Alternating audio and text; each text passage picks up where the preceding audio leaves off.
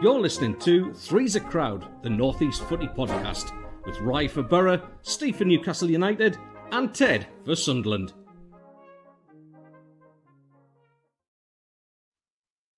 Well, it would be Rye from Borough. Where is he? I've got no idea. He's not answering. It's terrible. This lack of professionalism. No wonder Middlesbrough where they are, Steve. Yeah. Yes, you're right, mate. You're right. Yeah, Sunderland's still top, mate. I've just had a quick glance at the table. I didn't realise you'd extended your lead to 5 points. It's a weird position, and I mean, I'm thoroughly enjoying baiting the likes of Leeds and Middlesbrough fans at the minute. But listen, I know we're not going to stay top the whole season. It'd be a massive, massive ask to do that, but we're enjoying it right now. And last week, Steve, it was like, for me, I know it was Oxford. I know it was only 2-0, but it's the most we've controlled a game, completely dominated play, right throughout the side. Everybody's looking very, very confident. The players who can step in look confident as well. Obviously, we had Simon Moore, the keeper, step in. Obviously, for the injured Anthony Patterson, we continue to deputise today as well. So it's just nice when you can bring squad players in and it doesn't disrupt any of the momentum. So it's looking good, mate. I'm enjoying it. Like you said just before we came on air, it's a potential banana skin today down at QPR. They got a good result against Burnley last week, a 0-0 draw there. So yeah, I think they'll be maybe buoyed by that. And it's a cracking place to go, Loftus Road as well, because it's a proper old-fashioned ground, isn't it? And there's not too many of them left in the Championship or anywhere in the UK. So be a good game. Sunderland sold out their away end as usual, so it'll be a good one. But I suppose the thing we should start with is the early kickoff, Steve, because obviously it's a massive, massive one today. Arsenal probably still mourning from the last time they came to St James's Park. Is any team news or anything like that out yet? I mean, look, this would have been a completely different show for me had we not, got that result midweek. The Carabao Cup game is buoyed our support no end, especially on social media. But from my perspective, this game had a bit of spice about it anyway, especially after last year, because we're now, probably over 390 days of, since we played that game, and they're still whinging and complaining about it. The dodgy decision that they keep going on about, even though there was nothing wrong with it. But yeah, look, it's a 12:30 kickoff, hence the early show. So apologies to any regulars who sit and tune in. For those of you not going to the match, it's not early in Australia. It's not early in Australia. No, those people who fail to turn up and do the show. But yeah, the 12:30 kickoff today, obviously live on TNT Sports, is it's full of it's one of those games that could go anywhere. It could be a 4-4 as we've seen in the past. Could be a 0-0. Newcastle could scrape it with a fluky goal and win 2-1. Who knows? But it's an exciting game. It's a big game. It's one against the top 6. It's against a team that's got desires on winning the Premier League this season. And the result midweek against Chelsea set things up. And I was at both Chelsea games. I was at Stamford Bridge and I was at St James's Park on Wednesday for the Carabao Cup match.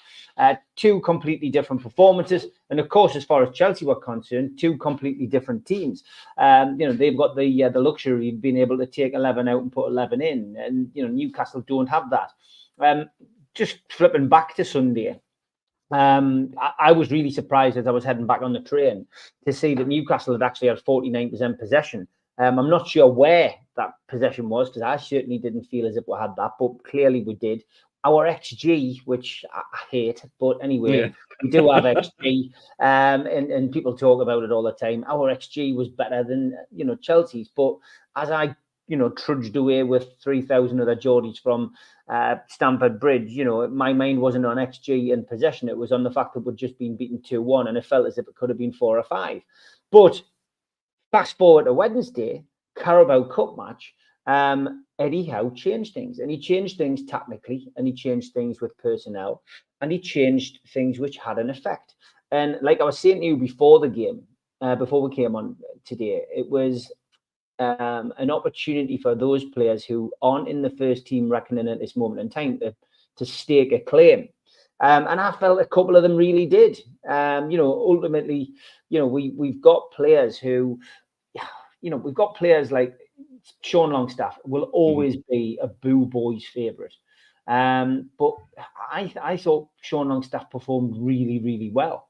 And genuinely, yeah, people will point to the fact that there was 2 games where he played and he went off, we were losing, and then we went on to win the game. However, it doesn't alter the stat that Sean Longstaff has never been part of a losing team at St James's Park this year.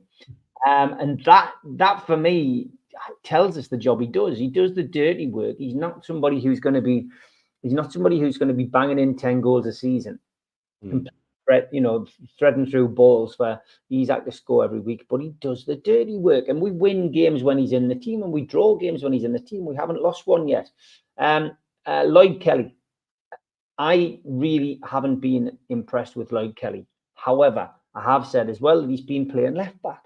Played centre half the other night. He was a revelation. Dan Burn on the bench, Kelly playing centre half alongside Shaw, a revelation. That's given, I would imagine, Howe a bit of a headache, because Kelly could play today, I think, at centre half and maybe, give himself a chance of making that position his own, which is surely what he was called for. Full back, Lewis Hall, outstanding all season, player of the season so far. But on the right side, Livramento seems to have been struggling. Is it a reaction to his injury that he had an ACL and he's come back? Maybe, is it that he's been caught out because of the fact that we don't have a decent right winger?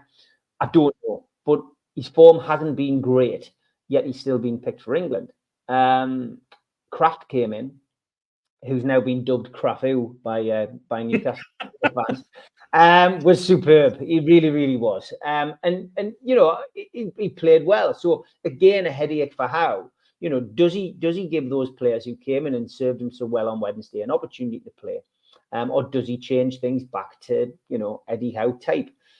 The key position and the key player this season we always thought was going to be Tonali. Playing with Tonali, Joelinton and Bruno hasn't really worked. We've struggled. And that's because Sean Longstaff's been out. Positional changes. People aren't playing in the positions that they were.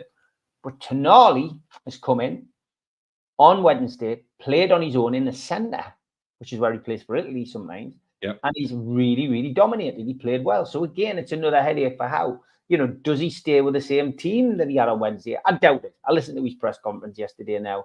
And he's more or less saying, players can't play 3 games in a week. Some players have already played 2 games. I think we know what he's going to do. I think he's going to refer to type. I hope he looks at it and thinks about what he's got to do here. The main job today is stopping Saka. If you stop Saka, then you've got a chance of winning this game. Odegaard's out. Huge news that, because it was thought that he was going to be back in. Fabulous player. He's still out. That's a blessing for us. But we need to make sure that Lewis Hall isn't one-on-one with Saka. We need to make sure that Saka is nullified and put him on his backside in the first 10 minutes. You know what I mean? Get the crowd up for it. Put him on his backside. But that depends on who he plays on the left. If he plays Gordon on the left, Gordon does get back. Look, he's not as bad as Harvey Barnes, but I still think we need to look at playing the people in the right position. Go 4-4-2. Play Gordon up front with Isak. Stick Joelinton on the left. Play Tonali in the centre alongside Longstaff maybe, or Bruno. But make sure one is dropping and one is pushing. Let Tonali sit and let Bruno push. And on the right hand side, I'd go for Harvey Barnes today. I know I don't like him as a starter, but play Harvey Barnes on the right and alternate, switch the flanks. Switch the flanks if you need to. It gives you an option of changing things in a different way. You could take Gordon away from being up front with Isak, stick him on the left. You could take Bruno off. You could bring somebody else. There's so many things you could do, but don't just go for your set standard. It becomes predictable, doesn't it? It does, yeah, it does. And Asula, right? Asula, we signed a centre forward in Asula who hasn't scored a Premier League goal, hasn't scored many goals in his country, to be fair. But I tell you what, there's without wanting to sound like Steve Bruce, there's a player in there, and I think how we'll get him out.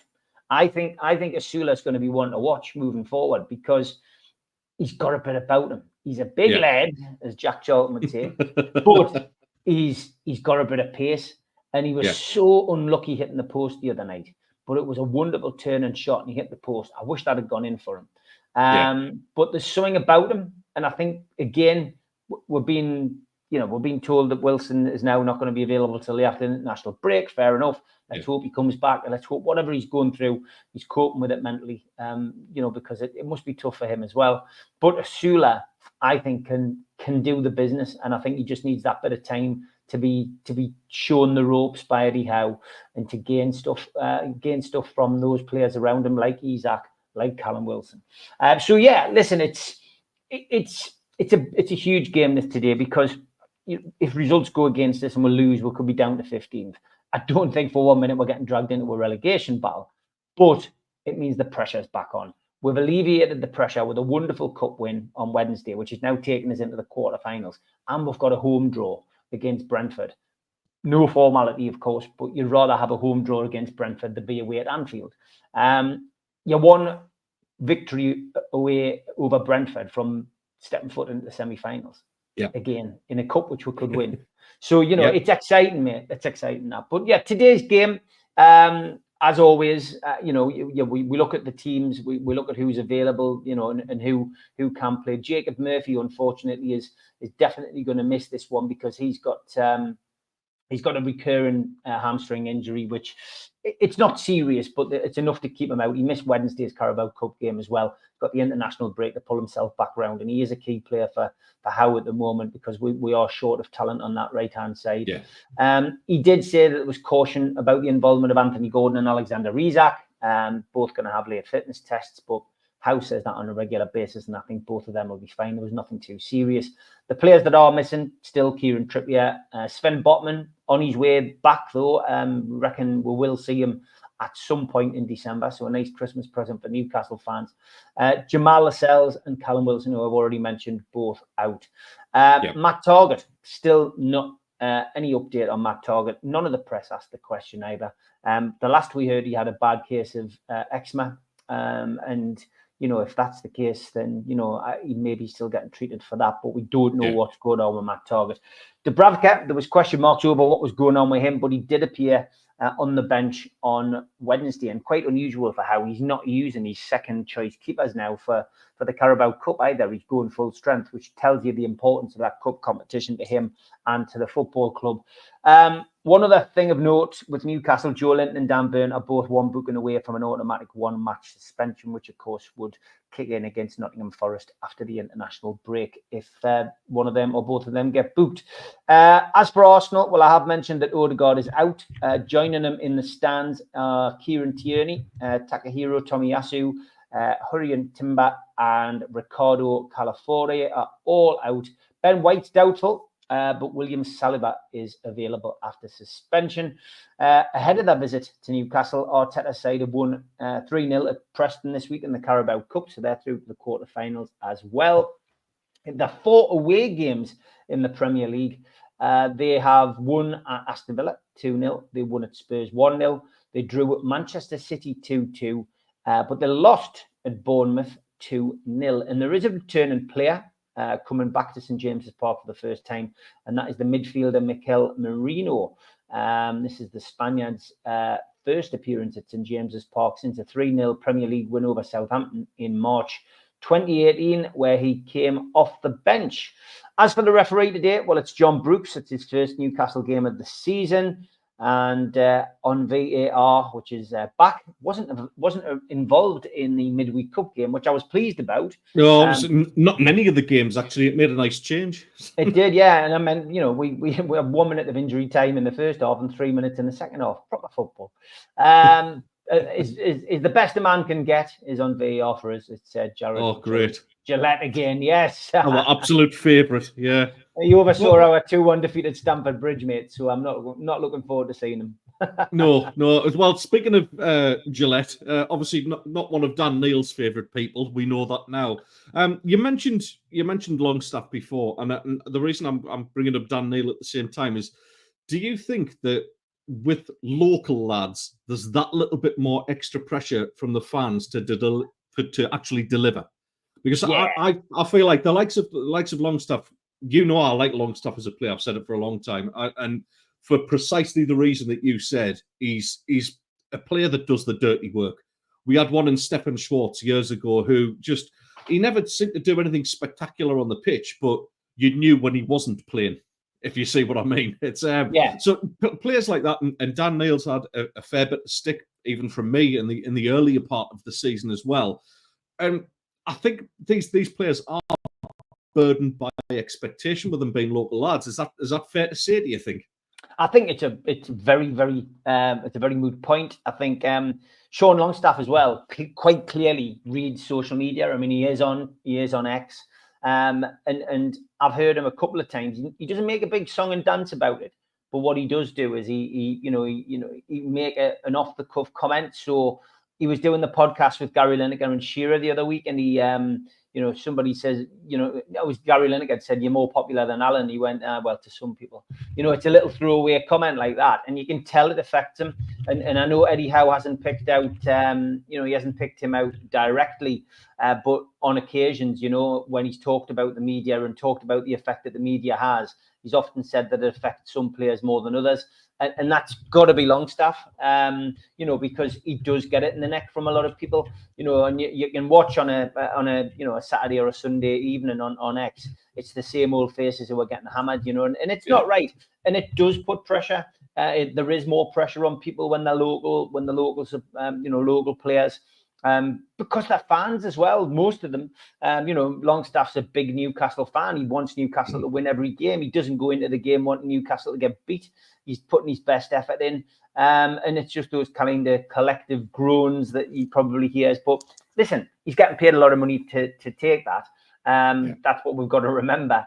And, he's had more good days than bad. I mean, let's not forget it was him who got the semi-final goal that got us to the Carabao Cup final last time. And, he's a man for the big occasion. And he even said that on that interview with Gary Lineker and Shearer, he sees himself as a bit of a big game player. And I was pleased he said that, because that shows a bit of self-confidence, which is, the self-confidence is clearly, negating the negativity that's chucked around. But definitely more pressure on them, and that's why some local players don't make it, and even more pressure, I guess, if you're on the reverse, a bit like Chris Rigg, who is a Newcastle fan, and his family are Newcastle fans, who was he's taking the badge up his social media now. service requirements at Newcastle, goes to Sunderland and is now making a name for himself down there. But you could imagine if he went through a bad patch, or if he went, if he did something, fans are quick to turn. Football fans are fickle, and it does happen. Ask Clarky. Ask Lee Clark. Yeah, exactly, mate, exactly. But yeah, it is. No, I mean, I've got to say, like, a massive well done to Dan Neil as well, to be honest, because the way he's performed in the last couple of games, he has had a lot of stick. He got stick for giving the penalty away in the last minute down at Plymouth Argyle. Which will hurt. He's like a bit like Longstaff. This lad's a Sunderland fan. There's plenty of pictures of him, at the League Cup final against Man City as a young kid, and he absolutely loves the club. So to turn it around and see performances, and like you say, most of these young players are on social media. They see the stuff that's written about them, and the jibes that's out there. So it is nice to see players actually, turn it around, not get too involved with I guess a bit of silliness on social media as well. But Ian McKenna is asking, how TF are Sunderland top of the league? Is it just the new manager? I'm going to be honest with you, Ian. I'm with you. Look at the badge, and I'm still wondering how it's happening. Yes, I think a lot of it is to do with the new manager, to be honest with you. From what I've heard from the players' comments, it's very, very organised, and there's a game plan for each individual game. What the thing that's come out the most is everybody knows their role. So but whether it's the striker, not only going out there to get goals, but knowing where they need to be in defensive positions, knowing how shorter passes seem to work better for us because you don't have to make as much ground up if you lose possession. It's simple things, but Lebris is doing it so effectively, and it's looking like it's great football to watch at times. But when we need to, batten down the hatches and play a little bit more ugly, we've got that in the tank as well. The other thing as well, I think, where we were last season, we had a lot of young lads in that team. There's another year of experience in the tank now. And that's an awful lot. In the Championship, a lot of, especially the French lads, coming into a division that is very, very physical. You've almost got the same standard of pace as the Premier League, but you've got, I would say, a lot more physicality. No disrespect to Millwall, but their central defenders aren't as cultured as what maybe Chelsea and Man United's are. You've got to get clobbered as well as have some good play in there as well. So it's a combination of things. I think somebody who I've given a lot of stick to, Steve, and I've kind of not been a big fan from day one, is Christian Speakman, the director of football, or whatever you want to call him now. He's done a cracking job in terms of recruitment. He really has this season. Wilson Isidore, the goal he scored against Oxford, it was very Thierry Henry-esque. He's got something about him, gets across defenders well, scores goals. The recruitment has been first class, and the recruitment of the coach looks like it's been an absolute winner as well. The big problem we've got now is if we don't go up this season, there's going to be plenty of teams kind of looking at this style of football going, he's a Premier League class manager, or there's Premier League class players in there. So it's very important to keep this going. Like I said at the top of the show, I don't see us staying top the whole of the season. I think that's a massive ask to do that. But all you can do is take it a game at a time, and we're in a fantastic position. We've still got the likes of Sheffield United to play. I think if we get 3 points against them, and another couple of the likes of Norwich, if we can put in performances against them and beat them, I think we've got every chance of actually going up and maybe even talking about having the proper derby next year, and not just the makeshift one. Yeah, but, yeah. I mean, as far as today's game is concerned, like I said, there's not too much changed in terms of the squad. Obviously, Simon Moore will continue to deputise, like I said, because Anthony Patterson's still injured. Even though Mayenda is back from injury, I just can't see him dropping Isidore at the moment. He's a man who's absolutely on fire. I mean, I can't believe we're actually talking about maybe having a striker issue, as in we've got too many of them, and we can't play them all. I never thought I'd ever say that. But yeah, it's a tough game. Dan Ballard, I think, is about a week away from coming back yet. Chris Mepham, funnily enough, I ran a poll, Steve, at the end of the Oxford game. I ran a poll just to ask kind of, let's talk the two lone players who were the shining lights at this time is Chris Mepham and obviously Wilson Isidore banging the goals in. And I put a poll out saying, if you could only sign one permanently, which one would you go for? 75% of Sunderland fans went for Chris Mepham, which for choosing a centre-back over a striker, that gives you some indication of how good this guy has been. And I can't remember a centre-back as good as that with the ball in terms of his distribution. We had one standout one that Sunderland fans will always remember was Stan Varga's debut against Arsenal, where he was just pinging 60-yard balls onto people's toe ends. I mean, it was absolutely incredible to watch. But Mepham has just he's a lovely, lovely footballer. And I think they need to move heaven and earth to try and sign him permanently, because at 26, he's just coming into his prime, and he just looks so much better than any other player on the pitch. He really does. He looks a real class act. Very lucky to get him, to be honest, because I suppose we're just praying and hoping the Bournemouth don't have any kind of injury crisis at the back, because they could recall him in January, I think. But that's somebody who, let's get players in like that. Let's build a side around them. Luke O'Nine's kind of heading into his 30s now. It's somebody who may not be around that much longer in terms of Championship football, even though he's performed very, very well this season. I've got to hold my hands up there. He's had a bit of stick off me in the past, but Chris Mepham will continue today. And to be honest, he just looks unplayable at times. He really does. We're not conceding an awful lot of goals. We can see that. The fullbacks are performing absolutely admirably.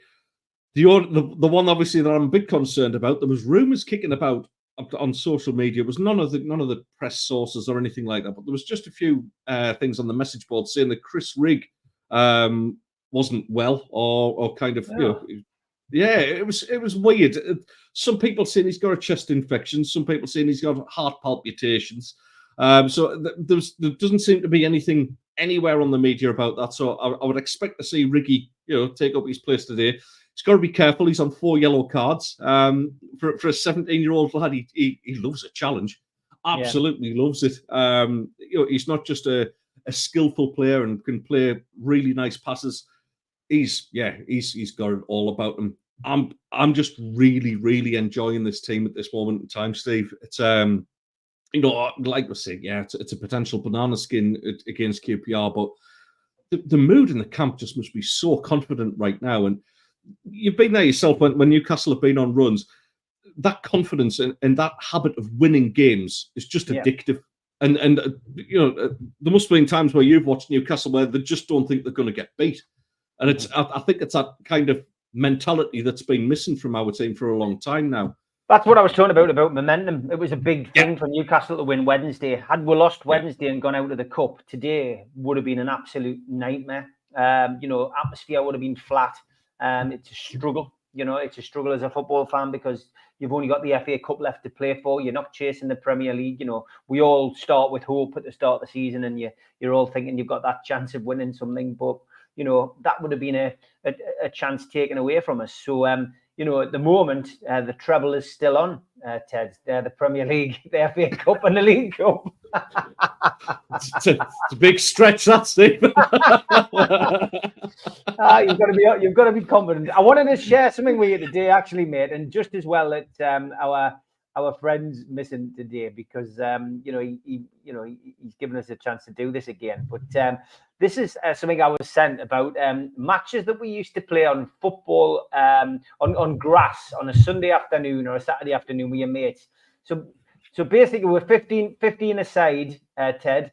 The fat one was always the goalkeeper. The game ended when everyone was tired. Even if the score was 20-0, whoever scored last won. 100%. Next goal, the winner. There was no referee. Give a foul only if it was very clear or someone wanted to start or someone started to cry. Very, very true. There was no such thing as an offside. If the owner of the ball got angry, the match was over. The two best players couldn't be on the same team, and they knew that too. Yeah. If you were chosen last, it was a big humiliation. It meant nobody wanted you. You played 2 to 3 hours in a row. Maybe it's a bit longer, actually. The match was stopped when an elderly man passed by. Yes. Neighbourhood players were enemies forever. Correct. Those who had no idea about football remained reserves or, at maximum, defenders. When the big ones were playing, you had to leave the field without protesting. There was always a neighbour who wouldn't let you play and threatened to take the ball and put it inside. If there was a bet, the game was very serious, as if it was a final. Yeah. And the goals were 2 rocks or 2 jackets, but there was always a team with a smaller goal. And when the goalkeeper was pushed, the goal was invalid. And the rules were established before the match even started. And finally, if it was a penalty, you took the fat goalkeeper out and you put the best goalkeeper in. I think that's fantastic. Like, I can still recall the days now of I grew up in Penshire. And Penshire Woolly Diaz. Yes, they certainly do. Penshire Woolly dear. That's right. There's a few people from around the world probably going, I absolutely do not get that reference at all, but we'll leave that for the Northeasterners to enjoy. But yeah, I recall them days, the neighbourhood rivalry. Now, every Sunday, it was Thornton Close versus Whitefield Crescent. Yeah. And that was every single Sunday was the 2 rival streets used to play a game of football. And I absolutely loved it. And you're right. You played from 10 a.m. to like about 1 p.m., went in for your lunch, you scrammed that down in about an hour, then you were back out and played till it went dark. And it makes me laugh now. We mentioned it before about players playing 3 games in a week and, being tired from it. When we were kids, we would do like sort of 6-hour games, it was just absolutely mental. But yes, I enjoyed that, mate. Enjoyed that. We We did have a. Did you get the image? Have you got that? Have you got it handy? Yeah. Now you want us to show the blurred one first? Let's do the blurred one. We're just going to do a who is it? Rye's going to be absolutely furious that he misses this. Like, let's see if you can get this one. It's a player that's celebrating his birthday today. You've got to try and get it from that. Obviously, it's going to be one of the big three. It's either going to be a Newcastle player, a Sunderland player, or a Middlesbrough player. So yes, it's a who is it? You can get a good look at that, and then it's not Bruno. No, it's absolutely not Bruno. Yeah, get yourselves a look at that one. Graham Morton says Carrick. No, it's not Carrick. Funnily enough, I do want to talk about him though. It's like I say, shame that Rye isn't on, to be fair, because they've got a big game today against Coventry City. I absolutely cannot stand Coventry City. I would rather see a Middlesbrough win today. There, I've said it. It's out there. It's not just live. That's on YouTube for all time. But if they don't, Steve, and obviously, you've got a vested interest. Carrick's a fellow Geordie as well, and he's done well in his first full-time coaching role. Maybe blown his chance of ever getting the Man United job now, but there you go. Is he in danger today if they lose? Because it's been a very, very inconsistent start of the season, and Borough fans who are watching as well, I'd love to know what you think of this. Is he in danger of getting the 9-10, Jack? No, definitely not. Not at the moment. The 9th place, 18 points, 10 points off Sunderland on the top of the table. Anything can change at this moment in time. They just haven't found the consistency, and it's a bit of a head scratcher. People are wondering why. But you already said you do not expect Sunderland to be on the top of the table all season, and that's the beauty of the Championship. You haven't run away with it as such at the moment. This teams like Burnley, Leeds, Sheffield United, West Brom all chasing you down, and things can change in a blink of an eye. But the most important thing, I guess, for Borough and Borough's owners, is the playoffs. If you're not going to finish top of the table, then you just need to make sure you finish in that playoff position. And as far as Sunderland, as far as Middlesbrough are concerned, they're only sitting a point away off the playoffs. So it's too soon to say that that he's going to be under pressure if he loses today. I think they'll stick with him, and I think they've done well, over the years sticking with managers. Some Borough fans might disagree. They might think that maybe they should have got rid of some managers earlier, but I think Strachan probably, yeah. Strachan, yeah. I think they'll keep a hold of Carrick. The only thing that'll change, I think, the managerial setup at Middlesbrough at the moment is if somebody comes calling for Michael Carrick, which is always the possibility. He could end up going to another job. He might take another job, and it's down to what his ambition is. I think Michael Carrick will be one of those who leaves in his own time. I don't think he'll be sacked by Middlesbrough, but certainly not today. I don't think he's under pressure today, and I genuinely think that they're such a schizophrenic team. They're not. That's the best way to describe them. They could win 5-0 one week and lose 5-0 the next. There's no consistency at all, is there? There's no consistency. That's true. That's true. You just reminded me of one of the greatest ever chants at a football match that I ever heard. It was when Rangers had Andy Gorham, the goalkeeper. Oh, yes. Great keeper, actually, in this time. Andy Gorham went through a stage, and we shouldn't laugh at this really, but we're not a completely woke society here, so we can laugh at it a little bit. Andy Gorham suffered from schizophrenia, and the Celtic fans' chant to him was, "There's only two Andy Gorhams," which I just thought was just one of the greatest ever. Absolutely fantastic one. But another manager that is under pressure, obviously, you're looking at Michael Carrick's opposite number, also a fellow Man United graduate as well, as Mark Robins. Coventry this season have just absolutely bombed. Like, I don't know what's going on there, but it's one of those where, I mean, they're sticking with your manager, but it actually could backfire on Coventry this season. He just doesn't seem to be able to get a tune out of them. And that's kind of where I was going to come to next as well, Steve, is the shelf life of a manager. I feel personally that we're not going to see anybody who lasts more than 5 years in a job. Yeah. I think we'll get to that stage very, very soon. in your opinion, because you watch an awful lot of football, we both do, I know that, but in your opinion, why are we seeing so many managers now kind of almost run out of steam and not be able to get a tune out of a squad in a shorter amount of time now? That shelf life has just gone down. What is it about it? Is it the pressure? Is it the players' kind of player power, where they go, oh, well, I'm not playing for him anymore and I want to move? Or is it a combination of it all? I think because football nowadays is covered so much, I think managers of opposing teams can suss things out. There's a team of people behind the scenes now whose job it is to work out the weaknesses of other teams. And I think that you get a team that arrives on the stage. Let's go back to the 90s. It didn't, with the Entertainers with Newcastle, just because I can speak about them. Mm-hmm. You have a team like Newcastle's Entertainers who developed this new style of football. Gung ho, we'll score more than you. People are literally going, wow, this is amazing. Never seen anything like it.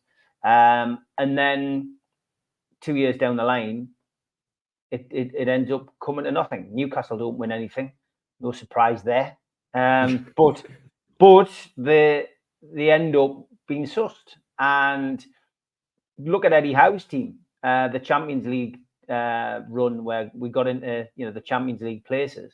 The following season, we had some injuries, but you could see we're being sussed this season. We're still trying to play this high press. We're still playing with one up front. And I think that's what is leading Eddie Howe to restructure. And he's having to look at it and go, right, okay, I can't do that now. Maybe he'll have to do this. And I think because the availability of so much football and having analysts watching so much football on behalf of the club, I think that's why the tenure of a manager is not so long anymore, because you suss people out. And unless they've got a plan B, or unless they're at a club where they can chuck lots of money at it, the only way is down. The only way is not up. Yeah. So I think maybe that's my opinion, but I think that's the reason that we don't see many managers last longer than 5 or 6 years. And it's very rare now that we see managers like Alex Ferguson or Arsene Wenger. Will we ever even lower down, Steve? Dario Gradi, people like that who absolutely just had years and years of Crew Alexandra, and almost created like a conveyor belt of footballers. I don't think it's limited to just the Premier League and the top levels. It's just, I do tend to agree with what you said. Actually, it's but I think will we ever see a manager do 20 years again? I don't think we will. No, I doubt it. It's you just don't get it. It's died out a bit like player managers, You never see that anymore. I think probably Kenny Dalglish was probably the last one of any kind of note. But the game has changed so much. I'm trying to stifle a smile here. Have you seen that comment from Jopadoni about Sunday League? Yeah, I'm going to get back to that. I did highlight it. I wanted to play Sunday League, and when I was running down the right wing, I couldn't stop farting as I'd been on a drink the night before, and the defender just said, "What the fuck?" But I think we've all been there, mate. I think we've all been there. Yes, yeah. It's I remember we had some wonderful. I played for Billingham Station in the Stockton Sunday League many years ago. I'm a little bit out of shape now, Steve, to be honest. They would probably say I was out of shape at the time as well, but we had some actually really talented players. But I missed that whole thing of them just finishing off their can of Kestrel Super, putting their cigarette out in the centre circle, and then starting a game. Like it's again other things we will never see in the game. I mean, we had some right laughs. I mean, over the years with our team, we're always one for publicity and trying to get a bit of PR out of it, and. We won the league once, and we got an open top bus and drove around the Felon. But I didn't plan the route very well because we're getting hit with branches and trees and stuff like that. But I just remember the locals of Felon going, "What on earth are these doing?" Going around on an open top bus. But yeah, one of the greatest Indian takeaways of all time, Felon Tandoori. Absolutely lovely place. Like I love that one. Yeah, sorry, mate. Andrew says, Joppa running down the wing like the wind. Yes, I think. Any Sunday morning stories, stick them in the chat. We'll feature them today. I've got to, as always, on this show, get me cat out.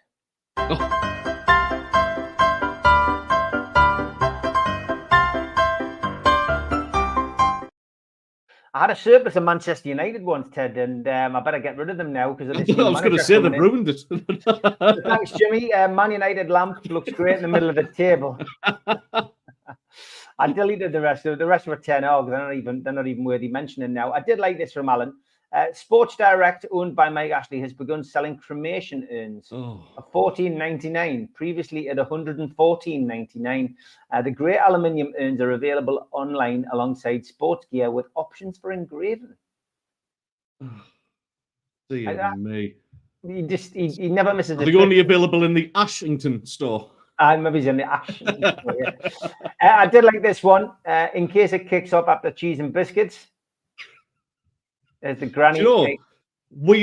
I got sent that earlier on, and my mate said it just reminded me of your mother because I'll tell the story.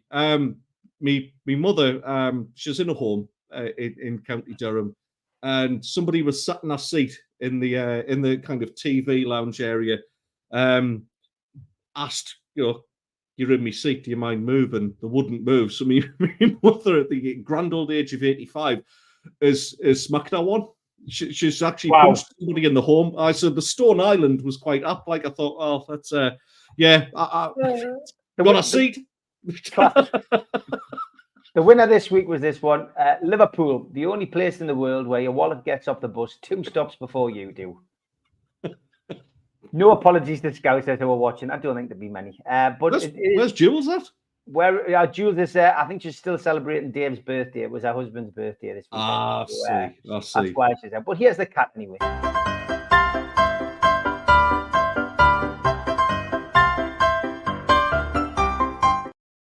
Andrew's asking if the game that Jopadoni was involved in was at Windy Nook. That must have been absolutely vile trying to chase that. You know what it's like after you've been on the drink as well, like horrendous. Let's get that blurry image out one more time, Steve, because we'll have to reveal it at some point. There we go. So it's I'll tell you now, it is not a Mackham.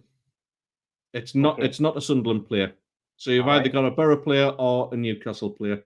All right. Who celebrates his birthday today. Oh, there's a good clue for you. Anybody in the chat find that out? Is it a Newcastle player? Is it a Borough player? Get your answers in the chat.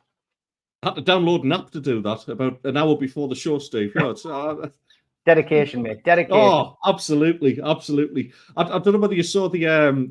I've just started using TikTok. All right. Okay. I'm still finding my feet with it. I'm 45. I shouldn't be doing TikTok really. I feel it's, for people who want to do Fortnite dances and all that sort of thing. I'm not one of them. So I did a Halloween post, Steve. All right. And okay. I came up with I came up with me Sunderland all-time Halloween 11. Oh, right. Okay. Yeah, so I'm just gonna give you a couple of clues with what we had in terms of the players. So, for instance, in goal we had Boney Norman. We had at fullbacks we had Ruben Agboola. We had Trey Exhume. Bailey Fright was in there. In midfield, Dean Frighthead. Centre back Andy Helville. And up front as well, Stabio Barini as well.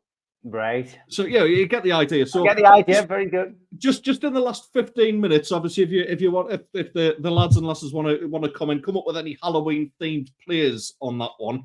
That's I'm sure there's a few absolute horror shows Sunderland have had as well. Like I'm sure there's a few that you kind of think are ghosts of Christmas past. But yeah. Get your names in for your Halloween players. We get sent plenty of photographs, as you know, on our show, and we got this one from somebody's front garden for Halloween. Gav is gone, died of heartburn. Great! What's that one in the back? Is he gone? Is he gone? He's actually put a lot of time and effort into it. That guy in the front of his garden, but got some great ones there. It isn't such a big thing over here. It's which is a bit disappointing because I absolutely love Halloween. I'm a big kid when it comes to things like that. But yeah, the Cypriots aren't kind of like all that up for it for some reason. they're a very religious country, you see. So it's anything that's kind of a little bit devilish, they're not that interested in it. What we're saying, Clarkey? No, it's not Clarkey. Asula's another guess. No, not Asula either. Lee Bowyer? No. Lewis Miley? It isn't. All right, okay. Well, we're getting a few guesses in. We're getting a few guesses in. That's absolutely. We should really do some predictions, mate, because we didn't do them when we're talking about the games at the top. Obviously, you've got the early kickoff. You'll be busting a gut to get to the ground and get a sherbet down here as well. Like so. We'll start with Newcastle, mate. Let's have your prediction. How you see the game going? I genuinely think Newcastle will get a result today, and that's not based on like a false sense of hope after winning against Chelsea Wednesday. Look, people saying you're playing Chelsea reserves. Can I just remind people Chelsea's reserves are worth £500 million? They've got 2-11. They don't have a reserve team. So Newcastle's result midweek was well deserved. They played well. It'll be interesting to see what team he picks. The team obviously, will reflect who is fit and who's carrying knocks, I guess. But I just hope he doesn't revert to type. I hope he just doesn't put people back in for the sake of putting them back in and hope for the best. I hope he's learned something. I hope he's learned something from Wednesday and that he decides to change things accordingly. But I'm going to go for a Newcastle win. I'm going to go for a 2-1 win. I genuinely think we'll get a result today. I think it'll be a great game to watch for the neutral, for the purist as well. But yeah, I'm going to go for a 2-1 win, mate. I think it'll be a cracking game. It always is for these two sides. I'll probably put the kibosh on it now. Probably be an absolute dull affair, but it is always an enjoyable game to watch. The two good sides. I watched Arsenal against Liverpool. When was it? Was it Sunday? Was it the Sunday game? Yeah. I might have been, yeah. And Arsenal wobbled a little bit with that. They don't look the same without Odegaard. I think he is a massive, massive player for them. Wonderful talent as well. I just think they are a little bit susceptible to attack. I think if you can boss that midfield, and Newcastle have got the players to do that, if everyone's on top of their game, I think they can overrun that midfield. And I'm actually going to go the same as you, mate. I'm going a 2-1 win for the Geordies today. I think they can actually do it. Excellent. Which means we'll probably just lump your money on Arsenal, because when we go all in for a win for everybody, we usually bugger it up. Middlesbrough, after that, Middlesbrough are away at Coventry City. Sorry, at home to Coventry City. Coventry obviously struggling massively. Middlesbrough a little bit inconsistent. The one thing for them obviously is Lattia got off the mark last weekend as well, which is a big relief for him. I think his head wasn't the same, since the deadline day fiasco where Ipswich came in for him. I think he maybe wanted to move away to a Premier League side, and he spat his dummy out for a little while. But he's back on form again now. I kind of see past a Middlesbrough win today, to be honest, and I think it might be a convincing one. I still think they're a little bit ropey at the back, Middlesbrough, so I'm going to go 3-1 for the Borough. It pains me to say that. Obviously, I like to stick the boot in on Rye, but I hate Coventry City, and I want them to lose every game and get relegated. I love it. I'm going to go for a Middlesbrough draw. I think 2-2. I think they'll score goals today, but I think it'll be a 2-2 draw. And I get where you're coming from. Like I said before, they're topsy-turvy. They're a topsy-turvy team. They don't have that ability to get the consistency at the moment. So I'm going to go for a 2-2. They seem to do slightly better on the road than they do at home. That's the way it seems anyway. I haven't checked the stats. But yeah, 2-2. I think it can't be the pressure of the crowd, Steve, because there's nobody there. But yeah, I'm going to go for a 2-2 draw for them today, mate. And then, obviously, the potential banana skin that we've been talking about, Sunderland going down to QPR. QPR are another one who are really, really struggling this season. They just don't seem to be winning enough games. They did get a good result against Burnley last weekend, at 0-0 draw, like I said. But yeah, they are struggling. 23rd in the league. They're on, what is it, 19 points? No, 9 points rather. 9 points. It should be a comfortable Sunderland win. Should. But it's the championship, and these things can bite you on the backside. I'm still going to stick my neck out and say Sunderland will have too much for them. I just don't think it's going to be a comfortable game at all. I think it might be one of them that's another physical battle like what it was against Luton, but we've got the staff to be able to deal with them now. I'm going to go for a 2-1 win for the lads today. 2-1 win, okay. I think you'll win this today. I think it'll be 1-0. I don't think I think you'll go with a defensive mindset. I think this manager, like I've said before, he's very, very shrewd and very calculated. And I think you'll go for a 1-0. I'm just going to go for a 1-0. I genuinely do think it'll be, a happy weekend for the Northeast Football Show. I think we need it. Three's a crowd. I think we'll get 3 wins. But what do we know? What do we know? Absolutely, mate. Absolutely. Well, I suppose we should do the big reveal as well, shouldn't we? Well, yeah, there's been a few more guesses. Steve Race with hair, Philip Panak, Wilson was another one we had. Is Philip Panak like, I don't know. I mean, I used to eat a pan of Panak when I was a kid, but I've got no idea. It's a strange one, mate. It's a strange one. I've never heard that name. Maybe Jopadoni can enlighten us. Absolutely. Well, the only Panak I ever knew was corned beef, and my mother used to make it. I never used to be able to stand it, but still, she made it every week anyway.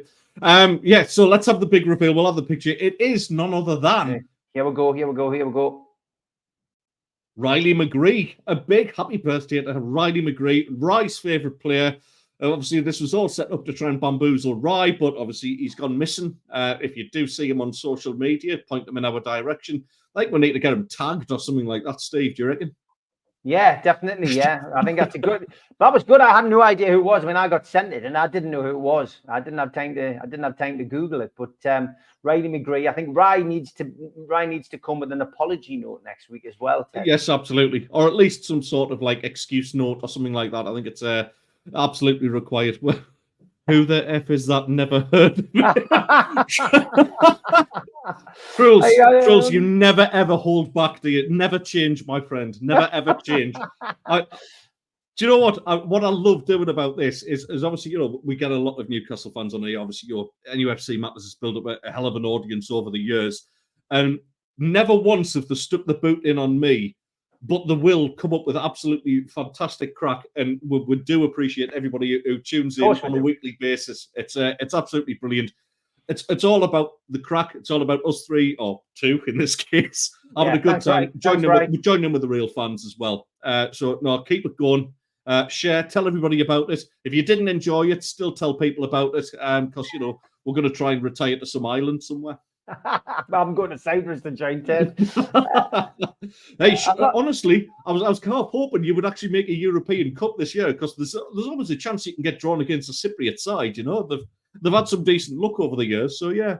I'm not going to Australia. I'll go all the way to Australia, and Rye won't be in.